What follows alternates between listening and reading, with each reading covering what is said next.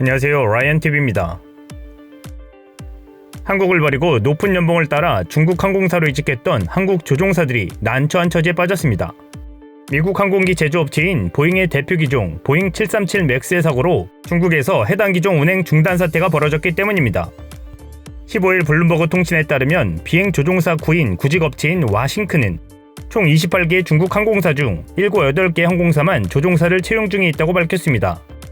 보잉 737 맥스는 지난해 10월과 올해 3월 두 차례나 추락사고를 일으켜 운항이 중지된 기종입니다. 특히 기종의 20%를 중국 항공사에서 구매했을 정도로 중국에서는 인기 기종이었습니다. 이 기종을 사용하던 다수의 중국 항공사들의 조종사 인력들은 과잉 상태에 빠졌습니다. 단 보잉의 경쟁사인 에어버스에서 만든 A320 기종을 운항하던 항공사들만 정상적인 채용이 진행되고 있는 것입니다. 올 초 중국 항공사들은 3억 5천만 원 이상의 고액 연봉을 보장한다며 한국을 비롯한 외국 조종사들을 모집했었습니다.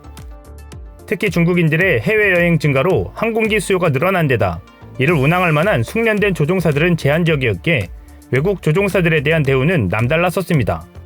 국제항공운송협회에 따르면 지난해 중국인의 항공기 이용객은 15.2%가 늘어난 6억 7천만 명으로 미국 다음으로 많은 규모로 나타났습니다. 이러한 수요를 감당하기 위한 초특급 고용정책에 따라 2016년 말 중국 항공사에 고용된 외국인 조종사의 수는 1,005명으로 2010년에 비하면 2배가량 늘었습니다. 하지만 이제 규제당국에서 보잉 737 맥스 기종에 대한 규제를 풀기 전까지는 수많은 조종 인력들이 남게 된 상황입니다. 자본의 유혹에 따라 중국 항공사로 이직한 한국 조종사들을 비롯한 외국 조종사들은 붕뜬 상태가 되었습니다. 이 소식을 접한 네티즌들은 토사구팽이라며 비난하는 댓글도 있었고 외화벌이 수단인데 비난할 필요 없다는 글들로 나뉘었습니다. 장기적으로 보면 아직 중국 항공 조종사들은 턱없이 부족하다고 합니다. 중국은 앞으로 20년 내에 8천여 대의 신규 비행기가 필요하다는 내용이 보잉사의 자체 자료 집계로 파악되었습니다.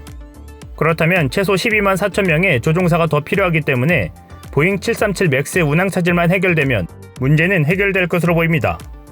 하지만 연내 운항이 재개될 것이라던 보잉 737 맥스를 보잉사도 포기한 것으로 드러나고 있어 향후 10년간 항공기 발주에 있어 최악의 상황을 맞을 수도 있다고 CNBC는 전했습니다. 이상 라이언TV였습니다.